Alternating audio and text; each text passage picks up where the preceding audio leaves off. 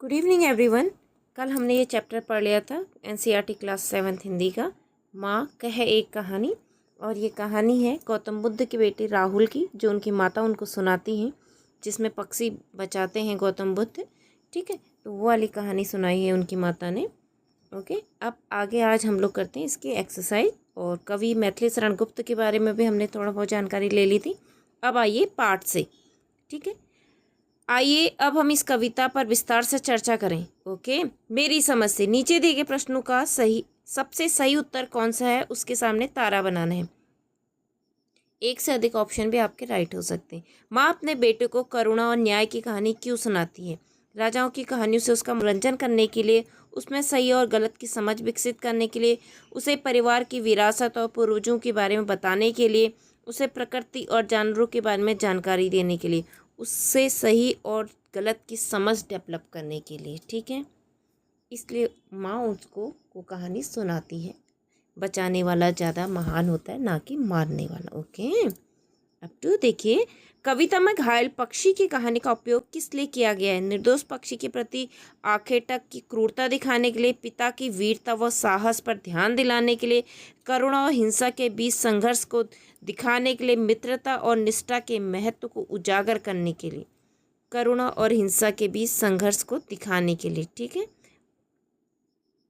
और निर्दोष पक्षी के प्रति आखिर तक की क्रूरता दिखाने के लिए भी हो सकते हैं। इसके 2 ऑप्शन करेक्ट हो सकते हैं। ओके, थर्ड देखिए, कविता के अंत तक पहुंचते पहुंचते बच्चे को क्या समझ में आने लगता है? न्याय सदैव करुणा के साथ होना चाहिए, निर्णय लेते समय सदैव निडर रहना चाहिए, आखिर तक का सदैव विरोध करना चाहिए, जानवरों की हर स्थिति में रक्षा करनी चाहिए। वो क्या? न्याय सदैव करुणा के साथ होना चाहिए, न्याय सदैव निडर होके करना चाहिए, और जानवरों की हर स्थिति में रक्षा करनी चाहिए। ठीक है, ये उसकी बच्चे की समझ में आ जाता है। अब ख देखिए, हो सकता है आपके समूह के साथियों ने अलग अलग उत्तर चुने हों। अपने मित्रों के साथ चर्चा कीजिए, आपने उत्तर ही क्यों चुने। अब आपने डिस्कशन करना अपने दोस्तों के साथ कि क्यों आपने ये ऑप्शन चुने, और अगर आपके दोस्तों ने कुछ डिफरेंट ऑप्शन चुने हैं तो उन्होंने क्यों वो डिफरेंट ऑप्शन चुने, आप उनसे पूछिए और आप भी बताइए कि आपने क्यों ये ऑप्शन चुने। ठीक है, आगे आइए, मिलान करिए। अब इसमें 3 ही हैं, ये मिलान करिए। देखिए, पात्र ये शब्द जिनके लिए आए हैं। बेटा किसके लिए आए हैं? सिद्धार्थ और यशोधरा के पुत्र के लिए। ठीक है, ये बेटा सिद्धार्थ और यशोधरा के पुत्र के लिए। माँ यशोधरा एक राजकुमारी, सिद्धार्थ की पत्नी। तात मतलब पिता, सिद्धार्थ एक राजकुमार के बाद जो गौतम बुद्ध के नाम से प्रसिद्ध हुए विश्व भर में। ओके, गौतम बुद्ध होने से पहले उनका नाम सिद्धार्थ था। ओके, पंक्तियों पर चर्चा। अब देखिए, कोई निरपराध को मारे तो क्यों अन्य उसे उबारे, रक्षक पर भक्षक को उबारे, न्याय दया का दानी। वो कहते हैं कोई भी किसी भी निरपराध को हमें नहीं मारना है।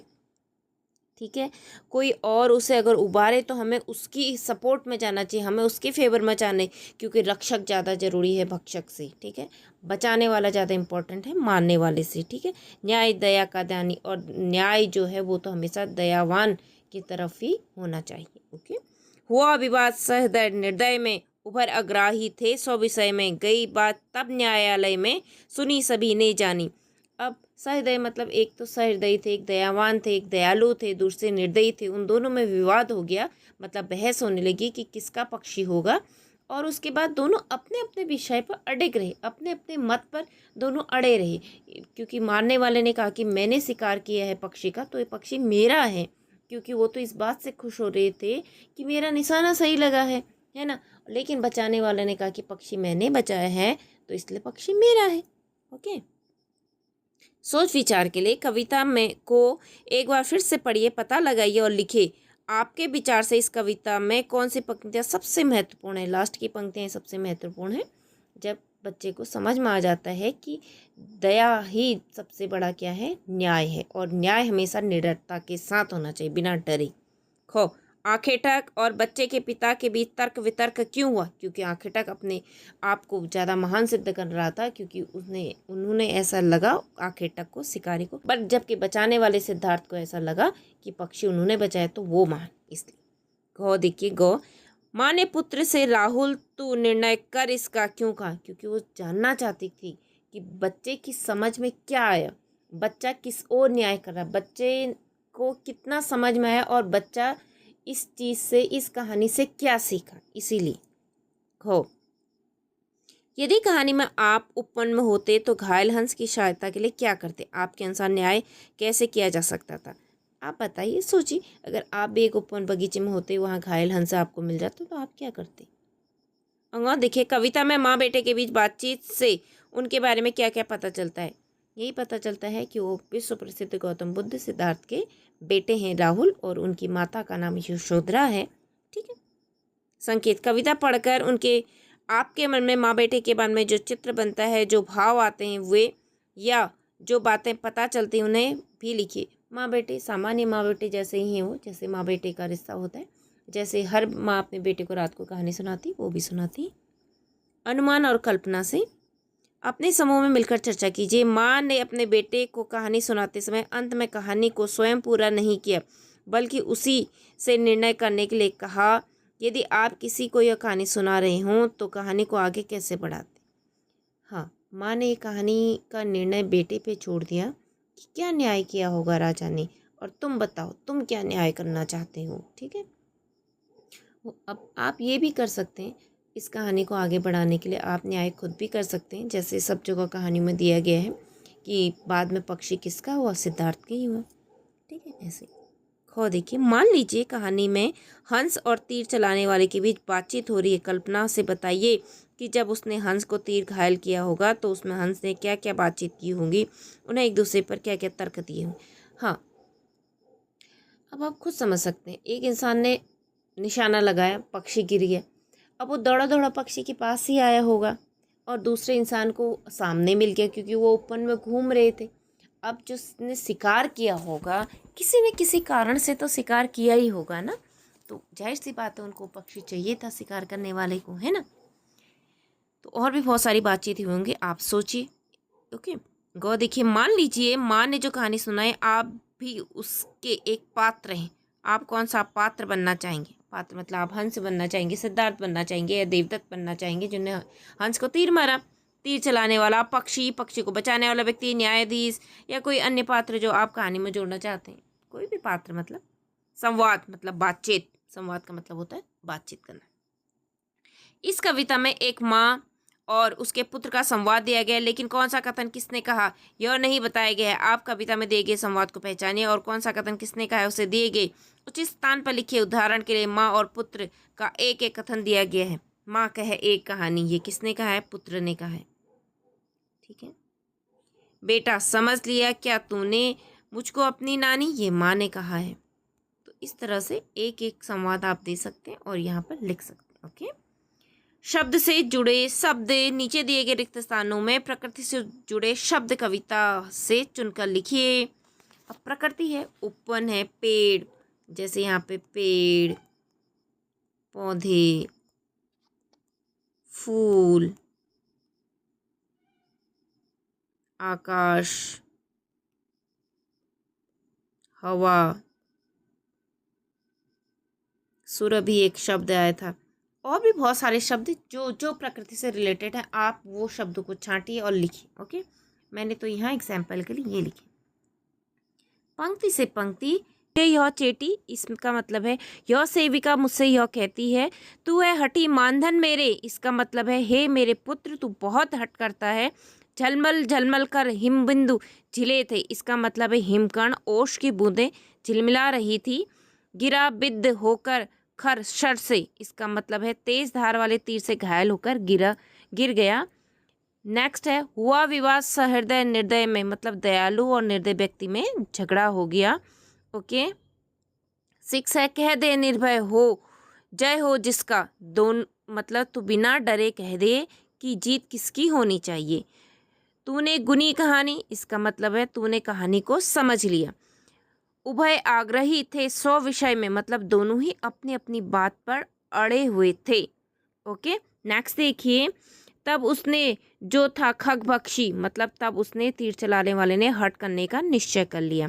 अब नेक्स्ट देखिए, रक्षक पर भक्षक को वारे, न्याय दया का दानी, मतलब न्याय में दया सम्मिलित होती है, न्याय मानने वाले के स्थान पर बचाने वाले का पक्ष लेता है।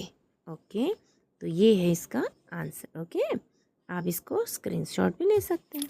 ओके, नेक्स्ट देखिए, कविता की रचना।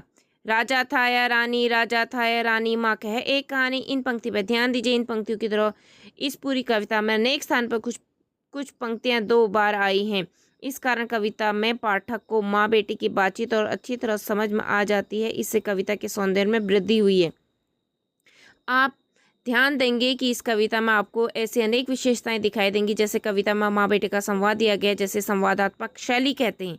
प्रकृति और कार्यों आदि का वर्णन किया गया है, जिसे वर्णनात्मक शैली कहते हैं। ओके, जहाँ पर किसी भी चीज़ की खूबी वर्णन किया जाता है, बारे में बताया जाता है, उसे वर्णनात्मक शैली कहते हैं। ओके, इस कविता को एक बार पुनः पढ़िए। अपने समूह में मिलकर इस कविता की विशेषता की सूची बनाइए। अपने समूह की सूची को कक्षा में साझा कीजिए। आप फिर से इस कविता को पढ़ सकते हैं और फिर से इस कविता को समझ सकते हैं।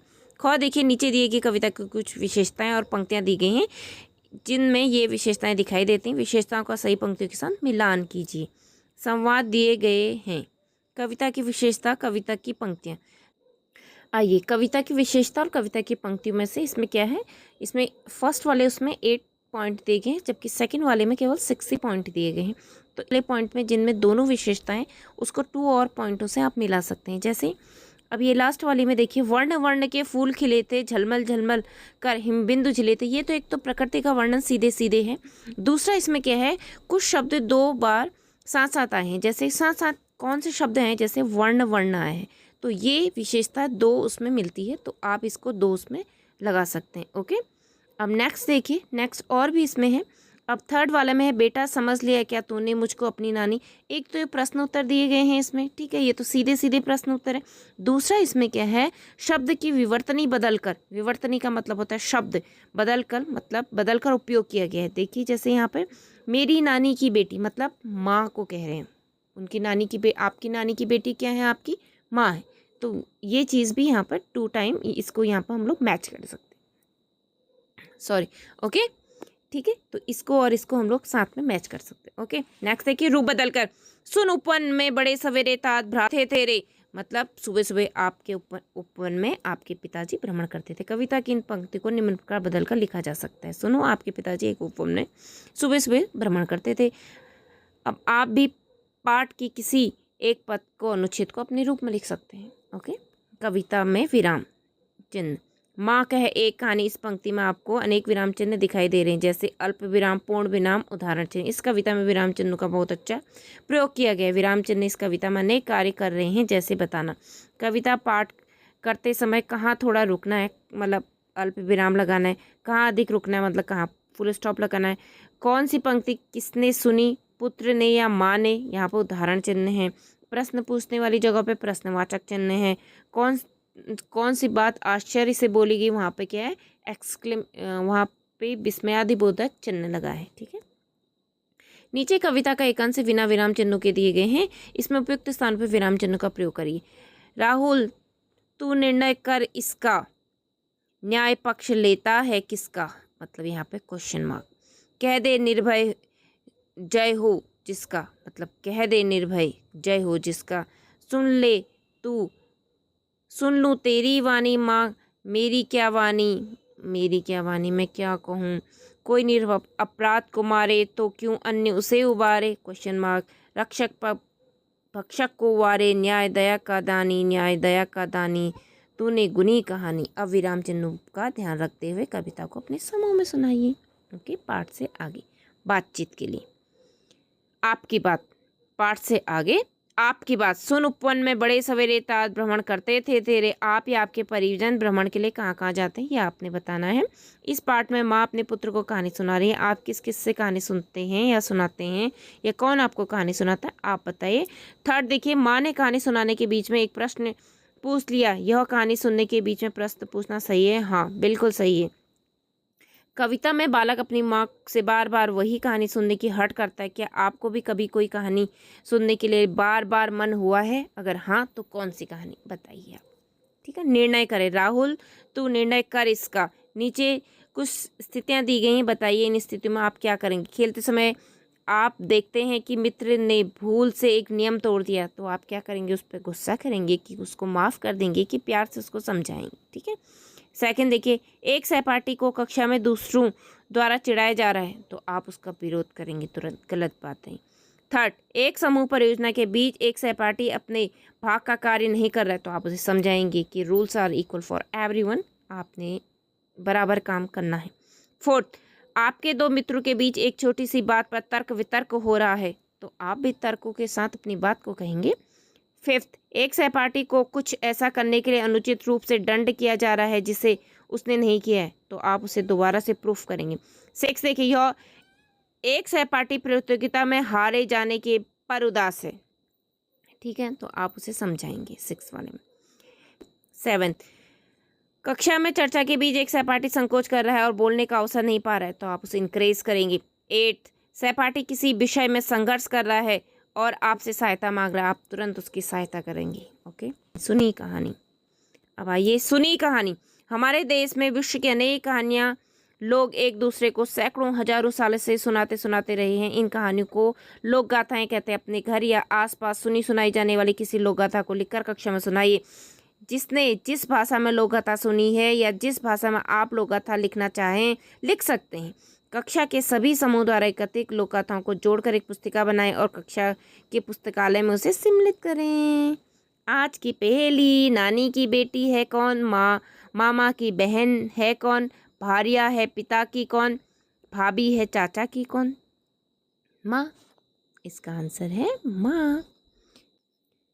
पहेली 2, आसमान में उड़ उड़ जाए, तरह तरह के गाने गाए, पर फैला कर करता सैर, दो हैं जिसके पर और पैर, कौन है वो, पक्षी। ठीक है। थर्ड देखिए, बागों में जो सुगंध फैलाती, फूल फूल में बस्ती गाती, हवा हवा में घुल मिल जाए, कौन है जो यह नाम बताए, खुशबू। ओके, अब खोजबीन के लिए माँ क्या है एक कहानी, आप इसे खोज सकते हैं। हंस किसका, ये भी खोजिए, ये भी आप हंस किसका ये भी खोजिए। मैथिली शरण गुप्त द्वारा एक कविता का पाठ करिए। आप मैथिली शरण गुप्त की आपको बहुत सारी कविताएं मिल जाएंगी। ओके, तो ये चैप्टर होता है हमारा यहीं पर complete. Thank you for watching all of you. मिलते हैं हम लोग नेक्स्ट वीडियो में।